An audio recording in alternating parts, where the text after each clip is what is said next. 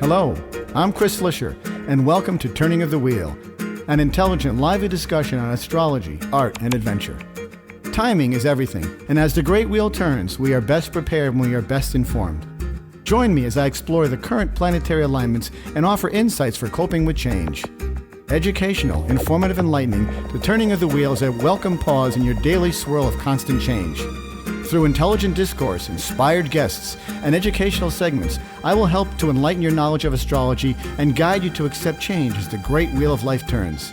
Call in with your questions and speak with some of the greatest visionaries in the time-tested practice of astrology. Turning of the Wheel, Astrology, Art, and Adventure with Chris Flisher each week on Turning of the Wheel podcast.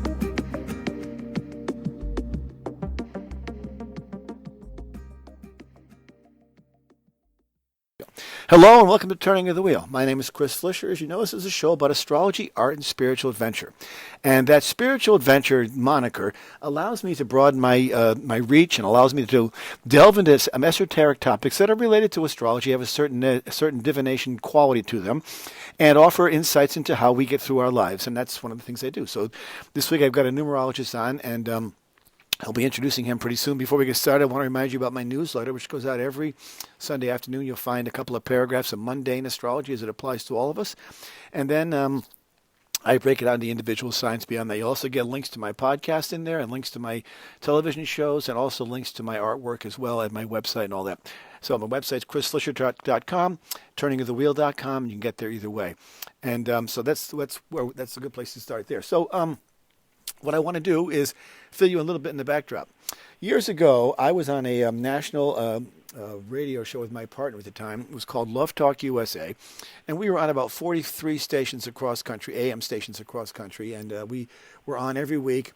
And we talked about love, relationships, and astrology, a number of different things. But one of the things we always had was we had a segment called What's Your Number?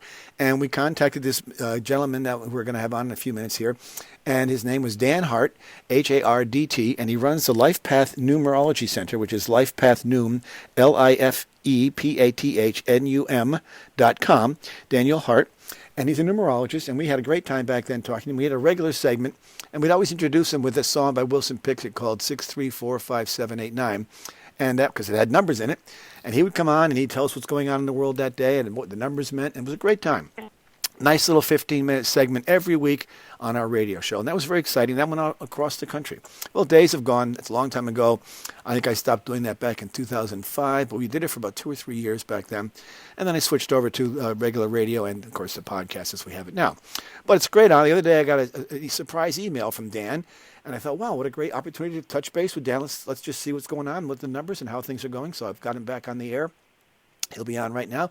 And his name is Dan Hardt, Hardt, and his website is lifepathnum, lifepathnum.com, lifepathnum. And he's a numerologist, and he's been doing this for many years, and he's used it to help his career, his business choices, and everything else. And it's a fascinating subject. I've always seen astrology and numerology as sort of, brothers from different mothers, I guess I would say. There's a common link there. It's based on a certain number of random ideas, but they all seem to make sense, and it's great to have that. So, Dan, welcome to Turning of the Wheel. It's great to hear your voice once again.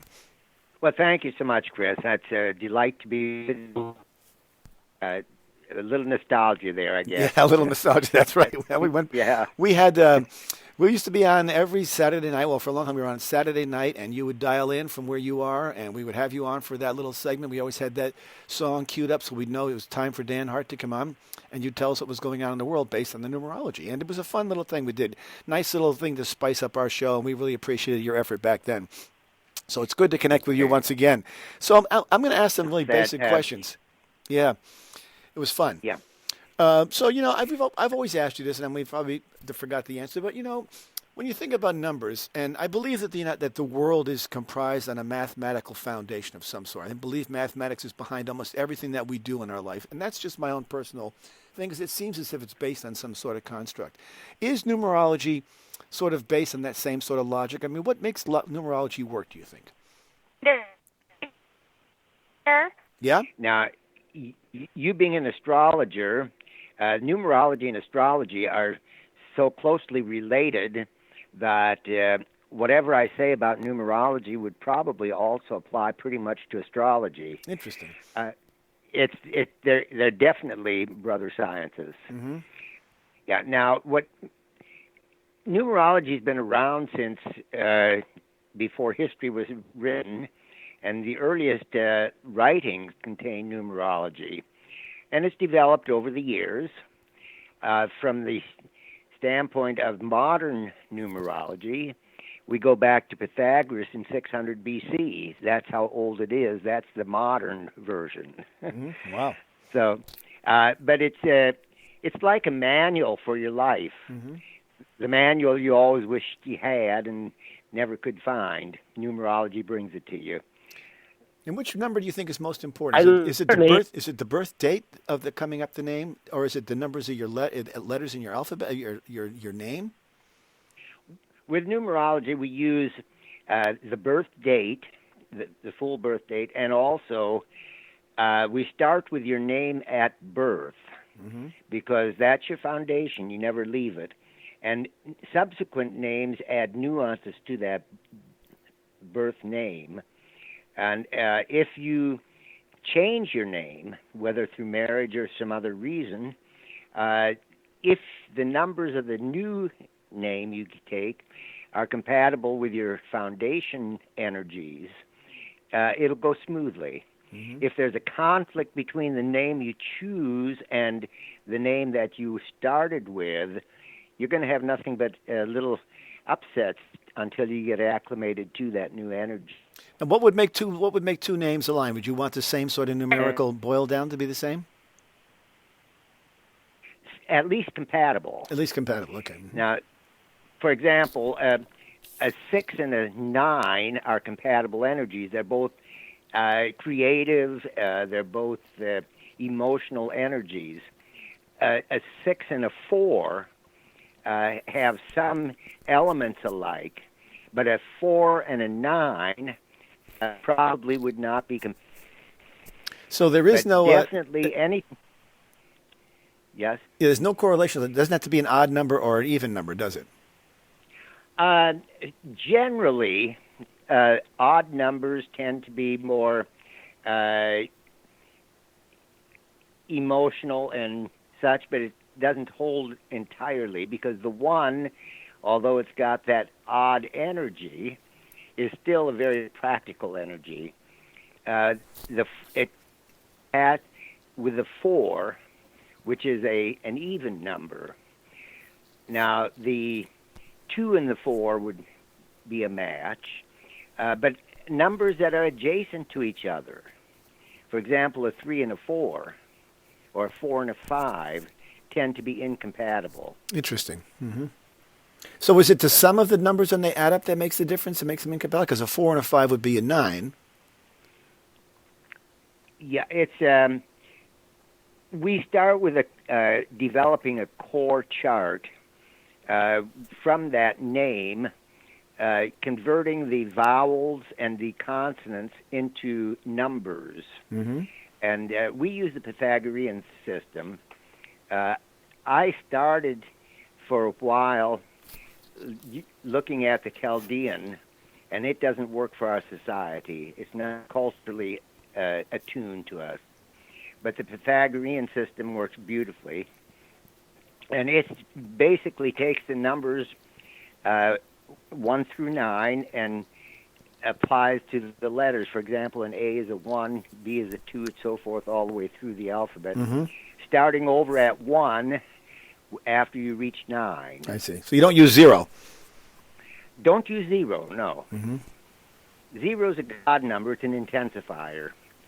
So if you have say, like my birthday is a 30, that's an intensified 3. I see. So it's a heightened 3.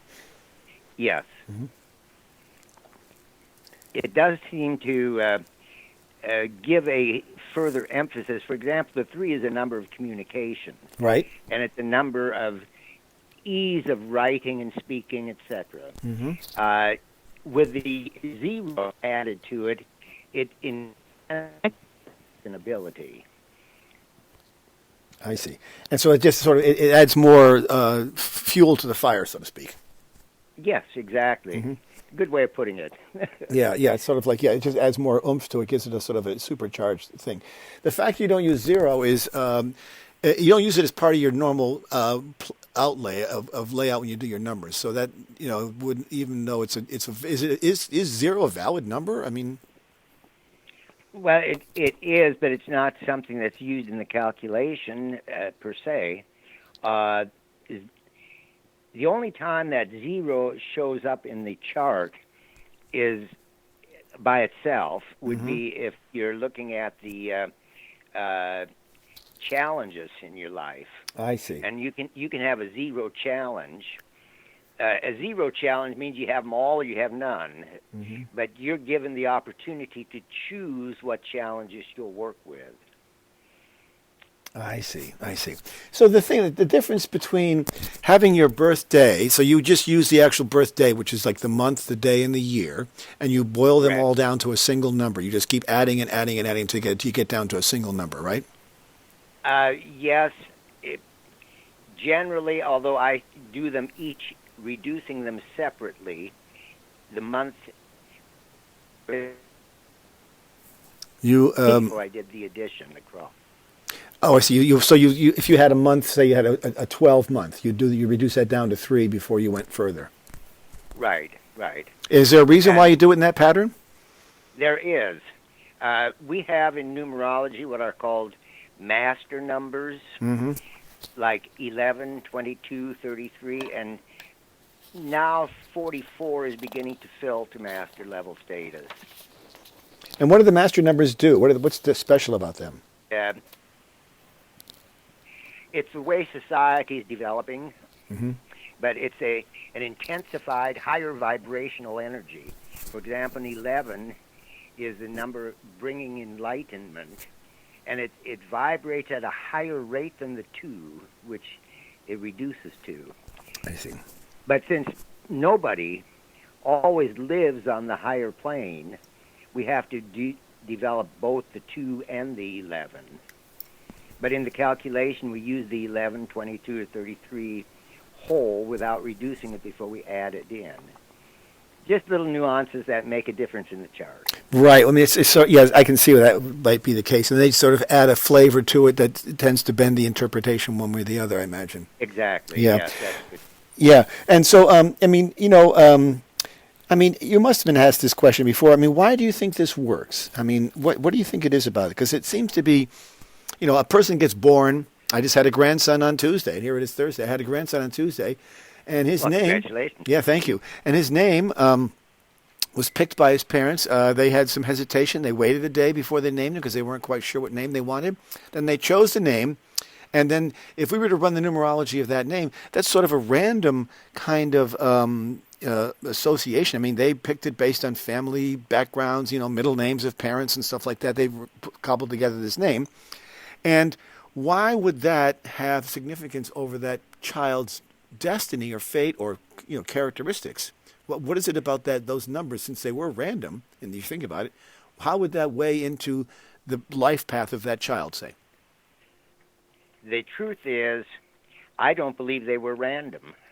Oh. However that name was chosen, that child, that soul coming into the earth plane, predetermined the name and date on which he would be born. And whether it's a junior, whether it's a family name, whether it's a made-up name, that name was intuitively picked by the parents because it gave that child the energies that it needed for what it came to this earth plane to do in this lifetime. Interesting. Yeah, wow. Now, some people dispute me on I'm sure. I'm sure. Proven it.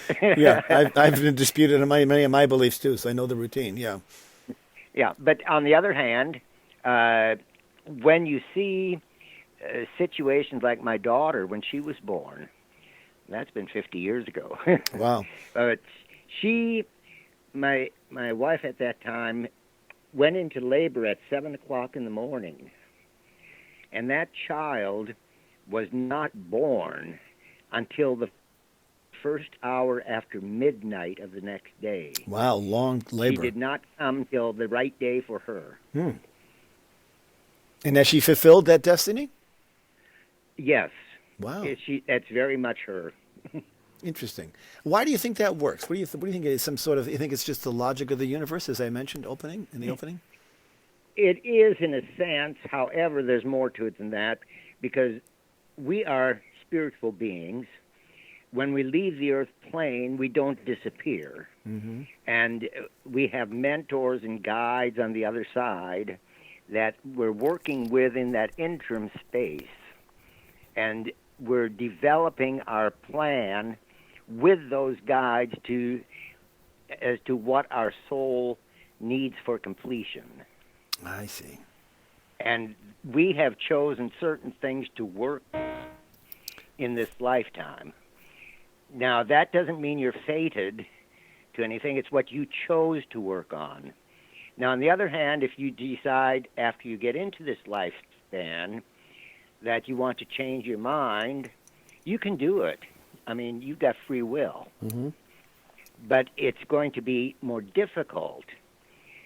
I sometimes use the example of this young gentleman who wanted to be a concert pianist. That was a concert pianist. Mm-hmm. His numbers did not support that career, but he practiced diligently and became quite accomplished, but he could never reach the heights that he would had he been a natural, shall we say. But I dare say in the subsequent lifetime, he may have been a child prodigy such as Mozart, who came in at 5 years old. He was doing major concerts. Right. So there may be a strain of that came through to him, and the potential was there, just not quite as real. He developed it, yes. Mm-hmm. So that's through hard work and perseverance. That's through free will. He perceived that way, pursued it. Exactly, yes.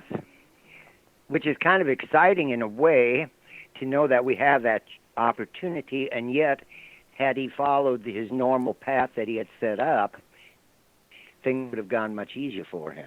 Well, he wouldn't have been a concert pianist then, perhaps, right? Probably not. Yeah, but he may have been an accountant or somebody else. Who knows what, right?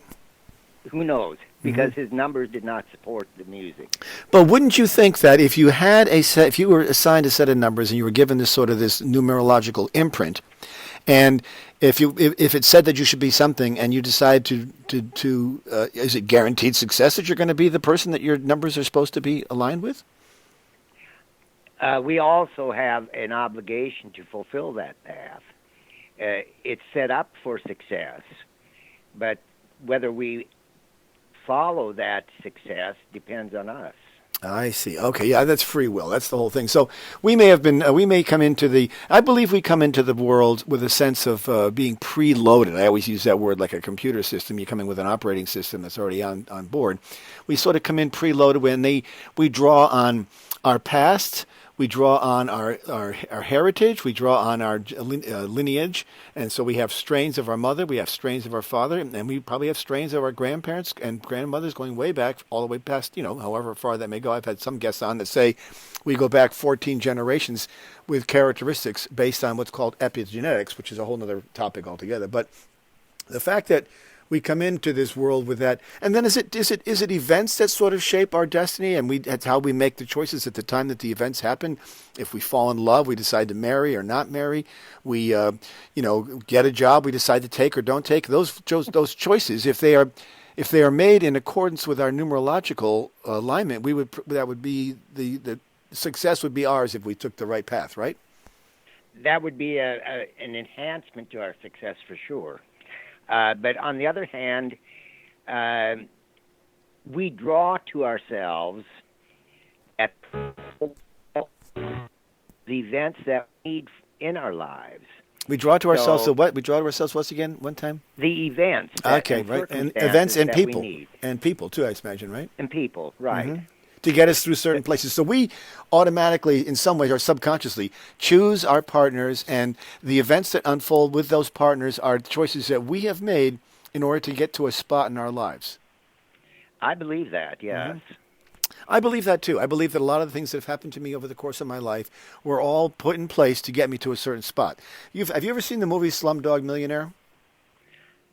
I've only seen previews of it. Yeah, well, I it's have well not worth seen it's well worth watching for you, especially as a numerologist, because it's based on the premise that events happen to people at certain moments in life in order to tilt their destiny to a ultimate point in some point in time.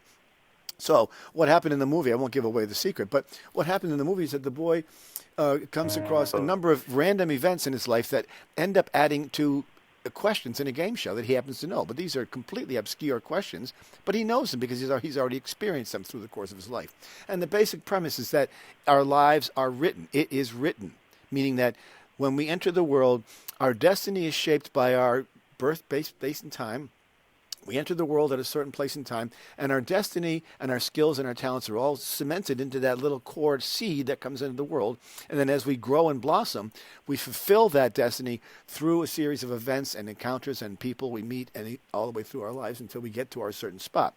So that seems to make logical sense to me, but it's not the case for everyone, I imagine, because not everybody in the world is where they're supposed to be or where they want to be. Well, let's explore that a bit. I think that it still holds, Chris, because first of all, let's take a situation example. And let's say that this person has brought into this lifetime some major karma when it comes to relationships. Okay. So as a result, relationships are never easy for that person, and they've got some lessons they need to learn. Now, once that person learns the lesson, they no longer need to bring to themselves the relationships that contain that lesson. But somebody who leaves a relationship without learning the lesson goes back into another relationship that has that same lesson. Keep repeating until you learn the lesson. Right. Mm-hmm. And once you learn the lesson, you can let it go. I see. So we do control that to some extent. And how much we accomplish in this lifetime depends on how many times you have to go back through the same thing over and over again. Mm-hmm. And we may not finish what we came to do. But that's okay because we have another chance. So we keep doing this until we learn our lesson. And then that's the basic premise behind reincarnation, coming back and learning your lesson. And then eventually, once you've completed all the tasks you're supposed to complete, you then ascend, supposedly, correct?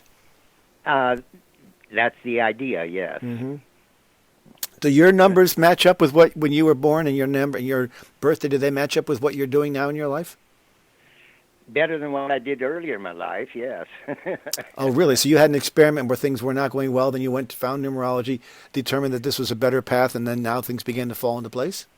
Absolutely. I was fighting it for a long time. I was fighting a lot of things in my life. And as a result, it was only when I was working for a particular company and my manager was into numerology, and when things were a little slow, she and I would sit and do numbers, and it answered so many questions in my life that I'm saying, I need to really learn this. Mm-hmm. And I got into it passionately, and that's when I found my purpose in life. Huh. And what were you? So did you have any inkling at all of it? What was in store for you by this choice? You mean after I found numerology or before? Well, I mean, how did what was the vignette? What was the example you had, like before and after? What was that like? Well, I started college as a chemistry major. Okay. Which is quite interesting because well, it's a science. It's a science. Organic and I didn't get along very well, mm-hmm. but I was taking physics with calculus as well. And I thought when I made the change of major in my junior year and switched to a law degree, I've wasted all that time.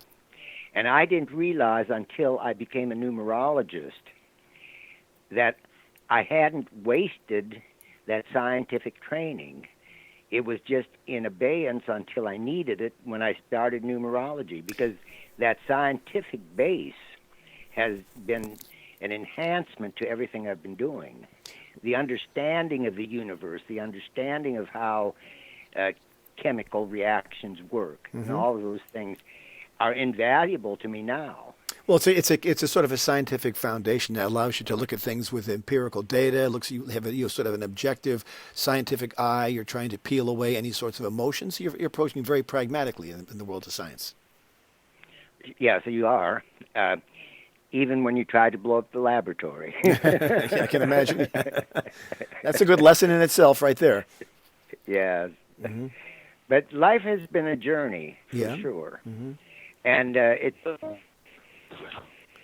always fun, but always of benefit. Yeah, I think it's more. I mean, it's a question of having the ability to learn through your mistakes and to take the guidance that you seek. But you've got to be. It's interesting that you ended up. I mean, I can see it makes sense for your science background, and of course, even a legal background sort of makes sense because law is an interpretation of a sense of order as well. There's firm rules in the place there that sort of apply to a very logical thinking person. And you could even argue that law is a branch of some sort of science in a way because it has to do with a lot of, data, it has to do with empirical, it has to do with precedent, has to do with boundaries. So it's got a lot of things that match up kind of nicely with what you're doing. And so you weren't far off. At least on the ideal level. Yeah, right. You weren't on the wrong path, really. You just probably hadn't gotten it quite right. You're sort of off the mark just a touch there, maybe a degree or two off the touch. But it does seem as though it worked out. Yeah. It does seem... Everything that I've done, I've been able to find benefit in it. And so it wasn't wasted at all. Right. And as a result, I needed to have those pieces, even though at that time I didn't know why I needed those pieces. I see. Yeah. Yeah, you don't always know. You just take them at will, and you don't always know if you need them or not. But they just happen to be there, and you sort of, it's up to you. But you see, now what made you? Was that intuition? Was that sort of a gut feeling that said, "I've got to go with this. This is where I've got to go"? What tipped the balance for you? Things weren't working for me like I thought they should. Right. I was at a low point in my life. I got divorced. I left the church I'd been reared in, and everything just kind of fell apart. Yeah. And so I said, and then I went into sales, and it was in sales that I found numerology. And it was quite a revelation when I found it. And what was it that struck you the most? Was it your birthday being boiled down, or was it your name? Oh, it's a whole chart. You just like in astrology, you can't separate. Right. Everybody knows their sunshine, but that's just such a warped view if you only use the sunshine. Of course, yeah, of course. You got a much broader palette from which to draw the colors that shape the individual and the person. There's no question about that. That's a very, very good point. But it's fascinating Same to me. in the numerology. Yeah, it's very fascinating to me that they would work because when you think about it, numerology really is it's a man-made construct, but it does draw on sort of the logic of the universe, because I do believe that the universe is comprised of mathematics, and so I think that it draws on that. So it's sort of it's people probably call it a pseudoscience, even though it's probably far deeper than that because it has deeper roots in things. I think that's pretty valuable. So, well, the actual fact of the matter is, I'm not sure it is a man-made concept in the sense. I think it comes from the higher realm as well, from the standpoint that ever. I mean, right. We don't know where it started even. Mm-hmm. But from each one of us, it's when we discover that we have this tool available that it opens things up for us in ways that we never dreamed. That's fascinating. We're talking today with Dan Hardt. Dan Hardt is someone I knew years ago in a radio show that I once did with my partner. And his website is LifePathNum. It's LifePathnum.com. Daniel Hardt. It's Hardt with a D, Hardt. We're going to take a quick break here. We'll be back in about 2 minutes. In the meantime, I encourage you to check out his website, and we'll be back to finish our conversation. So hang in there. What is your destiny? Where are you going? What is your real purpose? Do you know? Do you want to know? Of course you do. It's your duty to yourself. We are all here for a reason, and we all have great potential. Discover all of this and more with a professional astrology reading. My name is Chris Flisher, and I can help you. Discover your strengths and work on your weaknesses, and live your life to its fullest capacity. Based on your birthday, birthplace, and birth time, an authentic astrology reading will allow you to live your life to the fullest and reveal your true purpose. Only real astrology can give you real information. It is your destiny, and it is your path. Write me at chris@chrisflisher.com and book a reading today, or call me at 978-393-1036. That's 978-393-1036. www.chrisflisher.com.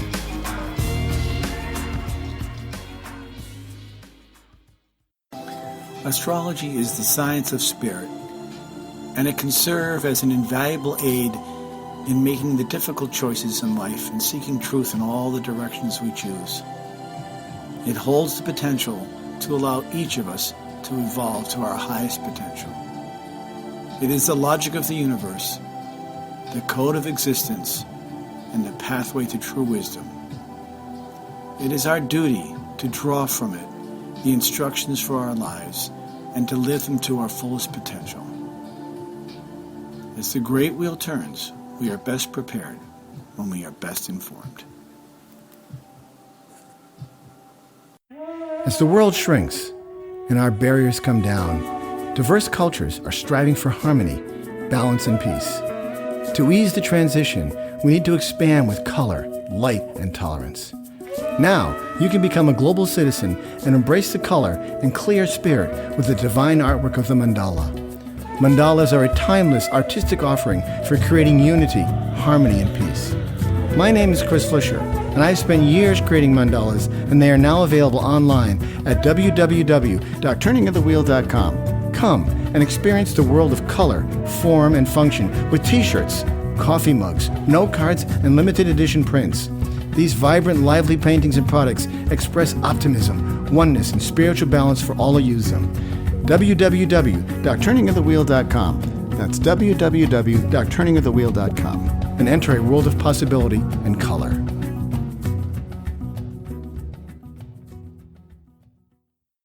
Okay, welcome back to Turning of the Wheel. We're talking about numerology today, which is a really interesting science in my view. And we're talking with Daniel Hardt. Dan Hardt is his name, Hardt. His website is lifepathnum, LIFEPATHNUM, all one long string together of words.com. Interesting stuff. It's fascinating because I've always been attracted to numerology, much the way I have been with astrology. I see them very similarly aligned as sort of esoteric divination tools which provide great insight. And, I think that I remember talking to you years ago, and we went through my birthday, we went through my name, and we got certain numbers that came up. And when you started doing an individual chart for a person, do you start with the birthday first and then work your way from there into the name and everything else? How does that whole pattern work? What would someone expect? What would someone expect if they contacted you for a reading? I would first run the chart using the birth name and birth date, and then we would decide how long a reading we want, whether I have time to go into the nuances of the subsequent name. But the fact is that you can start anywhere in the chart, but you got to complete the chart. You have to read the whole chart.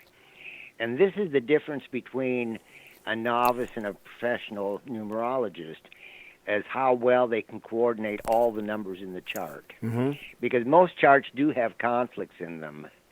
And dissolving those conflicts and getting a whole picture of the person is one of the fascinating things. When you say conflicts, you mean difficulties, challenges? Well, I mean like they have, let's say, a one life path, and they've got a two expression.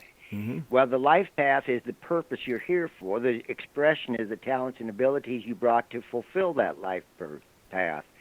Well, the one is a very aggressive, taking the initiative type of energy, whereas the two lays back and doesn't like confrontation and wants to stay in the corner and watch the world go by. Mm-hmm. So they're quite different in their energies, and yet you've got to find a way to make the two work together.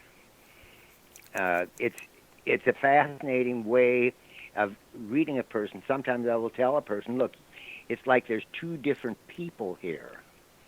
And sometimes the only thing they can do is give each side of their personality the play that it deserves. Sometimes you're working on the more aggressive side, and sometimes you're working on the more passive side in the example. Mm-hmm. So it's a challenge sometimes to read. Now, I have had many people who are pretty good numerologists tell me, well, Dan, you can't get all that from the numbers. You have to be working psychically. And I say, no, see, it's right here in the numbers. Huh. But the main thing, when I teach a class, and I'm teaching one now, is to emphasize the need for the student to learn the meaning of the numbers. That is the most important thing they can do. And as a result of that, they will be able to put together the full chart. But that takes practice and practice and practice. So when you say, how many levels do you go? I mean, you take the birthday, you take the full birth name, and those are the two that you work with, and then it goes beyond that? Well, that's the basic chart, the natal chart. And then there's all sorts of modifiers that go into it to give the full picture of the person. So like the birthday of of a yearly transit. Say if you have a birthday and you add 2020 to the end of it, you apply that to you as your birth number. You apply that as your number for the year, for example, right? For the personal year, you take your month and day of birth and add it to the current year. Yes. I see. Yeah. Huh? That's your personal year, and the personal year of your birth is your life path number, because it's the month and day of your birth plus the year of your birth. Right. And when we're doing the calculations for the year, we always use the 4 digits. So the 4. Okay. So digits. yeah, then you take So let's just take today, whatever today's date, then you add the 2020 at the end. You would take that 2020 would boil down to a 4, and you'd apply that to the birthday and the birth month of the person, and that would be their number for the year, correct? Right. Yeah, and that changes every year, and it goes through sequentially. So you start with year 1, year 2, year 3, and so forth till you get to year 9, and you go back to year 1 again. That is correct. Yes. So we operate in a 9-year cycle then. So we have these 9-year peaks and valleys within that. Now, in astrology, we have the similar sort of years that are better for us than others, but those are largely based on planetary movements and where they are, especially like a Jupiter year is a very good year. A Saturn year can be a kind of a trying year, a difficult year. So there's certainly parallels there as well. I can see that. But so you start out with the birthday, and that gives them that's called their life path number. The life path number, and that tells you the purpose you're here for and the main lesson you're here to learn. And so there's words that go around that. So you're supposing you're, I have numerology charts I've worked with in the past, and I've boiled my birthday down to a number 4. And so that the words I would use to that are like sort of original, prophetic, inventive. Those are some of the words. And the nuances of that and the trades in which you apply that can vary then, correct? Yes, absolutely.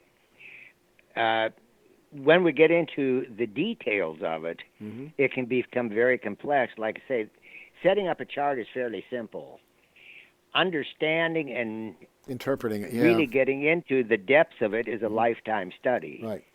But if it is in astrology. Yes, exactly. If a certain number has characteristics that you ascribe to it, attributes that you ascribe to a certain number, those attributes could be applied in a number of different occupations, not necessarily, being a priest on an altar looking down or whatever, but they could be applied in different ways. So if a person is original, inventive, and prophetic, they could be working in the stock market. They could be working in financial backing. They could be an artist. They could be any number of things that would apply to that number. Not necessarily. There's no one fit definition of a career or a trade that would apply to a number. Rather, it is the characteristics that apply to the trade.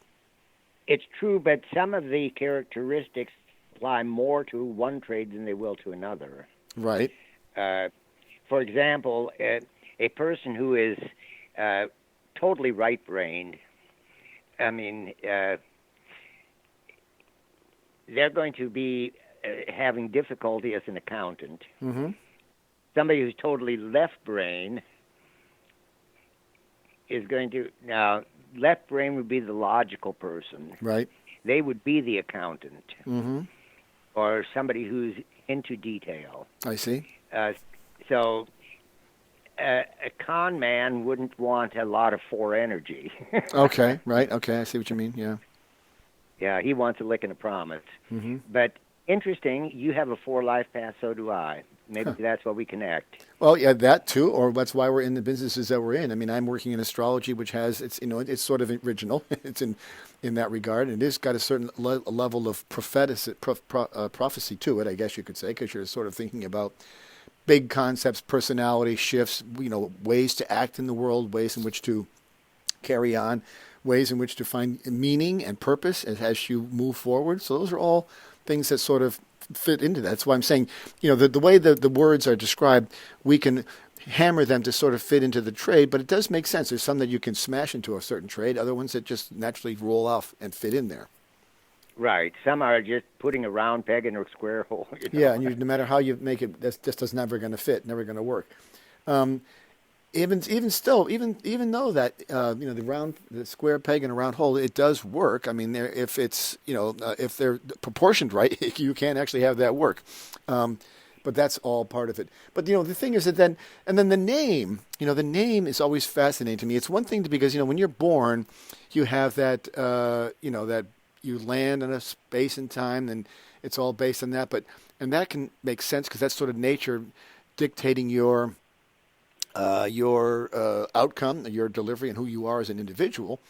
And then there's the question of the name is sort of, like you say, I think of it as being ascribed by the parents. Why do parents arrive at the name? Do you think that just sort of is a sort of a divine process where they say, okay, looks like so-and-so? Because the name of a person can really dictate sort of their whole personality. I mean, it's sort of, there's certain names that are regal. There's certain names that are weak. There's certain names that have a certain leadership quality to them. There's certain qualities to that. Sure. I have a good friend whose mother determined he was going to be named Andrew. And once he was born, she said, that's not an Andrew, that's Timothy. Oh, and they changed the name. She named him Timothy rather than Andrew. And if you ran those numbers, would that point to that, validate that? Oh, he definitely fits his numbers. Okay, yeah. So what happens when you have names that are comprised of different letters and are different names, but actually come down to the same number? It wouldn't really matter, would it? It might matter in some of the modifiers. So more the nuance. When it comes to the total main core of the chart, no, it wouldn't matter. And what about nicknames? If like my full name is Christopher, but I've always go by Chris, what would that mean in difference? Should I be reverting to my name Christopher, or is it okay to use Chris as a name? Well, that's something we'd have to determine. But the fact is that if somebody is giving you a nickname or you're taking a nickname, then if it doesn't match your numbers, it's not going to stick. It's not going to stick. Interesting. Wow. And I suppose if it does match your numbers, it will. Uh-huh. Is it possible for a nickname to, because numerologically, if you add the nickname, is it possible for the nickname to boil down to the same number as your full original name? It can, but it doesn't necessarily have to. Right. For example, we do what we call a quick check. Mm-hmm. This is a way to build rapport with strangers. Okay. An invaluable tool in sales, or if I had this tool when I was practicing law, it'd been great. Yeah, right. But I know just from the way somebody introduces himself to me, how they want to be perceived. Right. That's not necessarily has anything to do with their chart, but what they want to be known as. And when they introduce themselves, I take the first vowel and the first consonant of that name they give me, and I can tell some of the traits and some of the approach that they will want. For example, if the first vowel is an E, which is a 5, I know right off, they do not want me to give them all the facts and figures and dry details. They want to get an emotional decision quickly. They're not going to tolerate. I'm going to lose a sale if I try to sell them on the basis of all the wonderful facts and figures. I see. On the other hand, somebody with a 4, say, well, we don't have a 4 vowel. Let's say an A, which is a 1. Mm-hmm. If their first vowel is a 1, they're going to not be sold. I can't sell them no matter what I say or do. They have to sell themselves, and I have to just question them so they begin to think in those terms, and they will sell themselves. Mm-hmm. And if they don't, they're not going to make the sale. Yeah, I can see that. That's a very quick way to check things. It's interesting. If I knew what people, of course, you can't ask people their birthday if you're trying to sell them a car or a TV. You can't ask them that, but it is interesting. If you could do that, it'd be fun to be able to, at least where you, in your case, at least you can get the name and get closer to understanding them in that regard. One thing that you mentioned that was not the name. Yeah. It's the name they give you. Oh. If they give you the name of Fuzzy Bunny, you use Fuzzy Bunny. Okay. You know? Yeah. Okay. Gotcha. Yeah. This has got to change things with regard to people when they get married. Now I know not everybody takes on a maiden name takes on a married name these days, but if they do take on a married name and they change their last name, what does that do to them? Is it that could be a harbinger of a good marriage or not a good marriage? It could be. Like I mentioned earlier, you have people who live together for a long time and get along so famously. They said, "Let's get married." They get married and they do nothing but fight. Oh, interesting. Because it's changed. Yeah, are disrupted. Right. Yeah. Huh.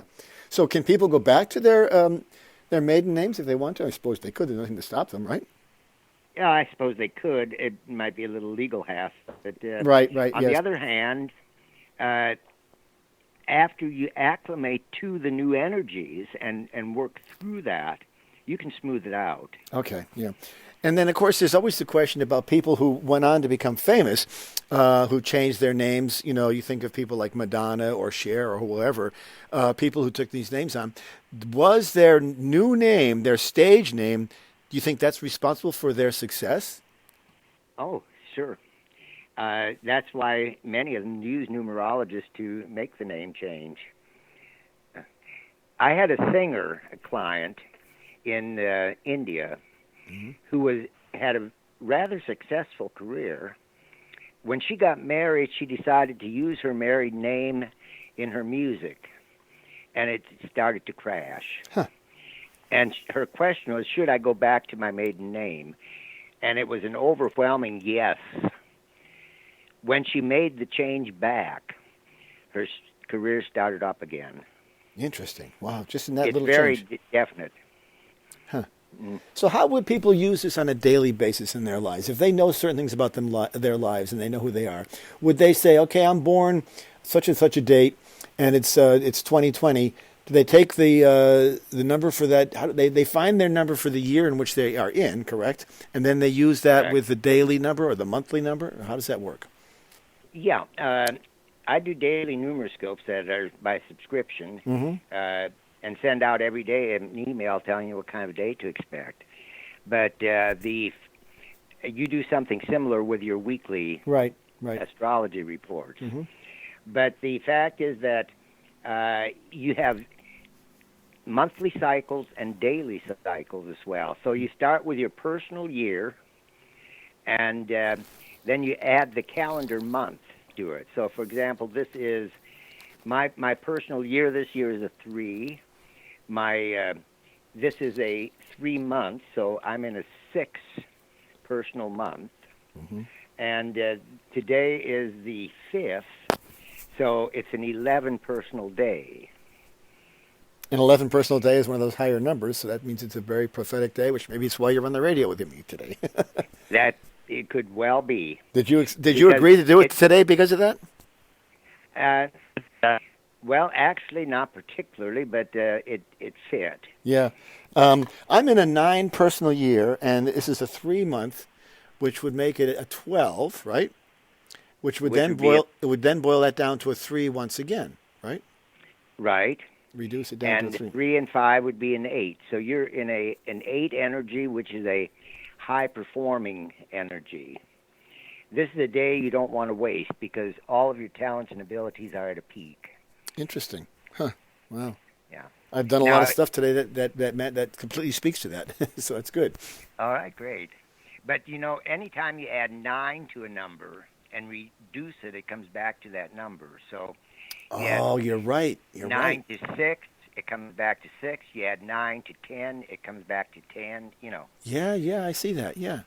Huh. So that's always the case with 9. So 9 to plus Right. 2 is 11. 11 it comes down. Yeah, okay, I see that works. Yeah, it does work. Interesting.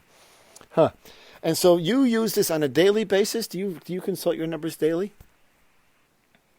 I read my Numeroscope daily, Mm-hmm. and half the time forget what it said. Yeah. No, I don't. I don't necessarily rule my life with those numbers by constantly being aware. However, when you deal with the numbers regularly, as you have probably found with astrology, it enhances your intuition. I agree with that. And Yeah. so intuitively, you follow what the numbers have to say. Mm-hmm. And I tell my classes as well, if you're intuitive enough, you don't need numerology. Right. But few of us are. But it does validate the way you're feeling, I think. It provides an outside Yes. validation, verification. The best service I provide to people is confirming to them what they already know or giving them permission to be or do what they already want to do Mm-hmm. intuitively. Right.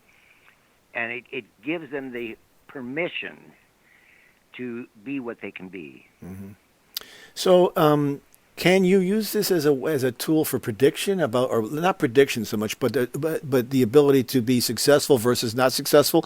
Are there if somebody came to you and was an entrepreneur and wanted to start a business, you could say, well, 2020 might not be the best year for you to start. Maybe you should wait till 2022 or something like that. That's the sort of thing that you could come up with? Absolutely. In fact, I wrote the book on that. Really? Yeah. Yeah, it's called How to Turbocharge Your Business. And does it work? Absolutely. I reincorporated my business when I wrote the book. And after that reincorporation, I had the best 3 months I've ever had. Mm-hmm. So, yeah, it works. It works. Now, so so as a result, you would know, you could predict based on the year. And is the theme that you come up with for the year, does that generally permeate through the whole year? Or is it just an underlying theme that sort of propels you throughout the course of that year? There is an energy that carries through the whole year. Mm-hmm. But it's modified each month by the monthly and the daily energies as well. Oh, I see. Right. So there's always underlying So there. Yeah, it's a foundational piece. Right. Yeah. So I'm in a 9-year right now. That means that I'm coming to a sort of a crescendo or a pinnacle or some sort of a endpoint, correct? The 9, yes. The Mm-hmm. 9 year, the 8th year was the peak of your accomplishment in that particular phase. Mm-hmm. And in the 9 year, you're cleaning out the junk, getting rid of those things that no longer are important to Wow. you, getting things ready to start a whole new phase of your life. Mm-hmm. That's And incredible. the more you carry over, the more difficult it's going to be. Yeah, no, I So the totally more get you that. can clean out. Yeah. That's incredible you mentioned that because I've spent the last 3 or 4 months, I'm getting ready to sell my house. I'm cleaning out stuff like you read about. I'm giving away stuff, selling stuff, just taking it to the dump, giving it to my kids, getting ready to downsize into a much different, whole new phase, a whole different life, different town, different building I'm going to be living in. Everything's going to be changing. So that's pretty prophetic in that regard. You're right on schedule. Right on schedule. Yeah. And I knew that from looking at my astrology, but it's nice to see that it's verified, validated through the works of numerology as well, because it just seems like it lines up that way. Sure. Yeah. I will say this, if your astrology reading and my numerology reading are opposed to each other, they don't say the same thing, basically, one of us is wrong. Right. And it's not the science. Mm-hmm. Yeah, and I think that's true. That's probably the interpretation or something, some calculation may be wrong or something is overseen and not seen there. That makes perfect sense to me because, so that means that by when 2021 comes around, that's going to change from a 4 year to a 5 year. And you combine that with my birthday, which is a 5, that's going to be a 5 and a 5. It's going to be is that going to be a 10 year or is that going to be a 1 year? No, wait a minute. We're looking at the wrong side of things. You said you were in a 5-year? No, I said I'm in a 9 year now. I'm saying, but next year I would be in a 5 year. I mean, next year would be 2021 No. would be Next year, if you're in a 9-year this year, you'll be in a 1-year next year. right. Well, that's what I'm saying. Yeah, 9. it comes down to it when I add the 5 and the 5 together. My birthday is 4 and 1, and when I add the 5 of the year, that's a 5 and a 5. That makes 10. Then you drop the 0 and they call it a 1 year. Right. Okay. Mm-hmm. And that's all about starting over. That's starting fresh, initiating some new things in your life. Right, I see that. It's where you have to take the initiative. Mm-hmm. Interesting. Now, can you see? I mean, I don't ever do this myself when I do astrology. I never see things like people dying or having major. I can see. I would introduce the idea of a year may be challenging, or you may be going through a very challenging time. And how much of that do you think is available to you through numerology? Is it the same sort of? Are there certain years that are more difficult than others? I don't deal in date of death. I don't either. Yeah. For the simple reason that we do have some control of that. Mm-hmm. For example, look at Bob Hope.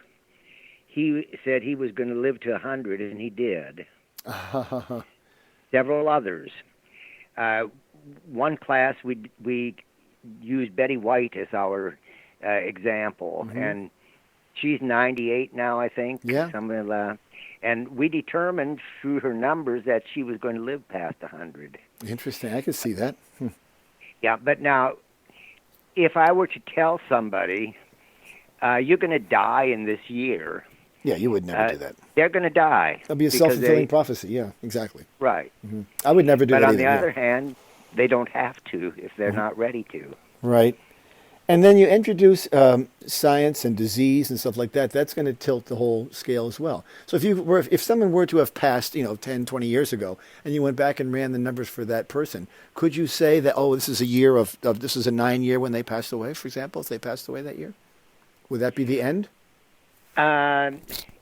It doesn't quite correlate.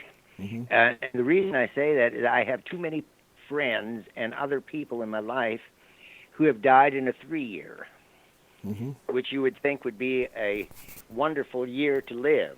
Yep. Communication, right? Exactly, yeah. Right. But 3 seems to be the most popular year to pass on.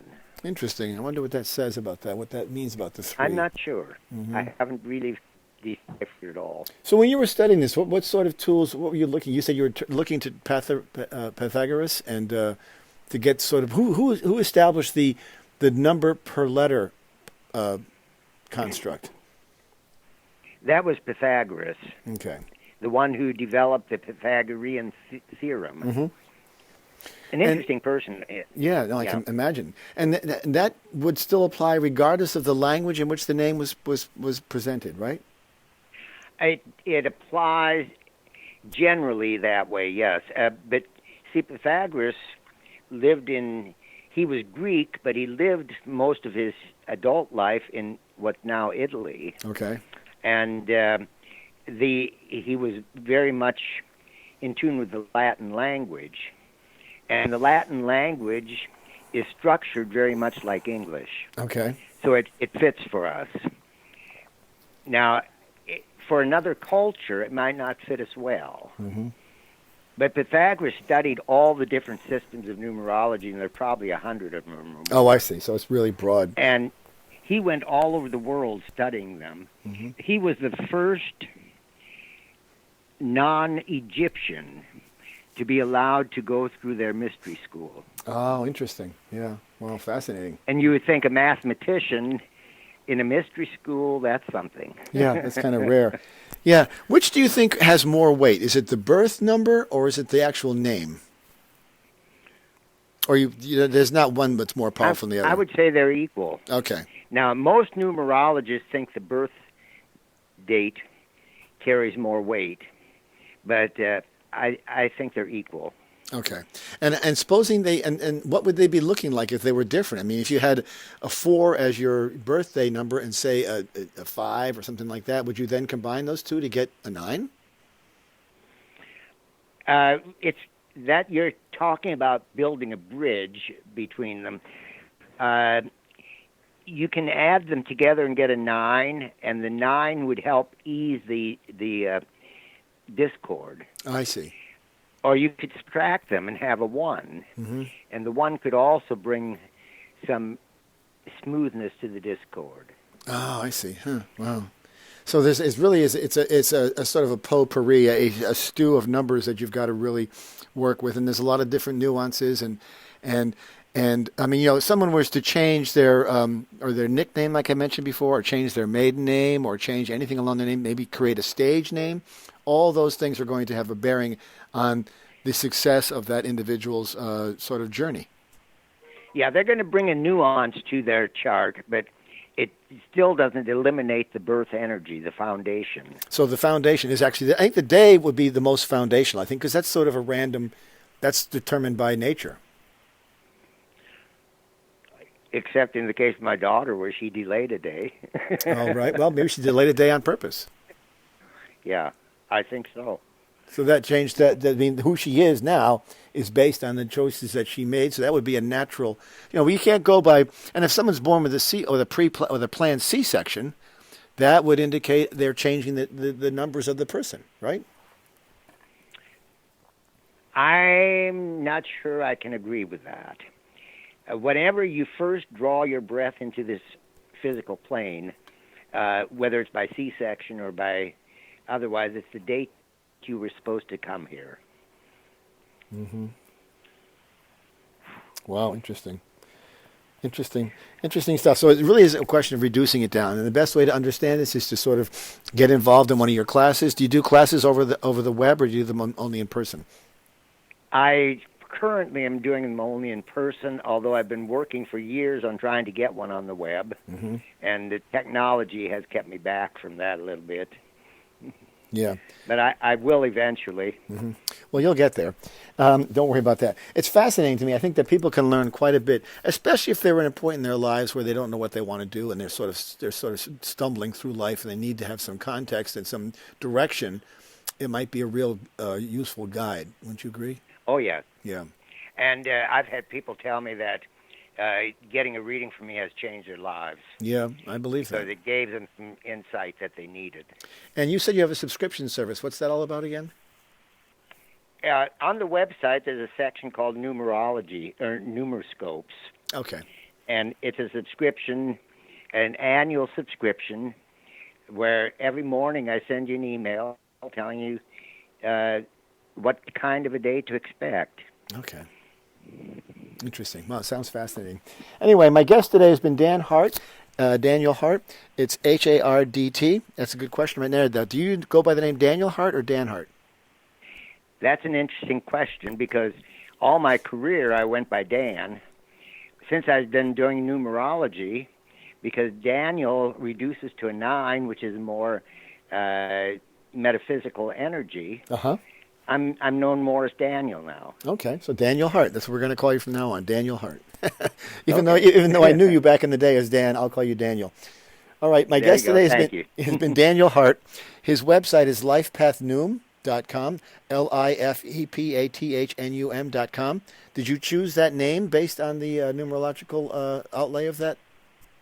I did to an extent. However, I need to advise you that we've set up a new website since we last talked. Okay. And the main domain name is lifepathnummerology.com. Oh, very good. But the lifepathnum forwards to lifepath numerology. Oh, good. So lifepath numerology. One long word is your website, lifepathnummerology.com.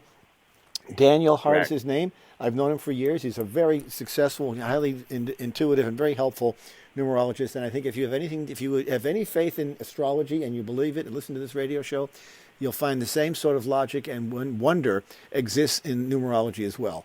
And I encourage you to reach out to Daniel and find out what your numbers say about you. And it would be interesting to see, especially if you've taken on a maiden name or you've changed your name in some way.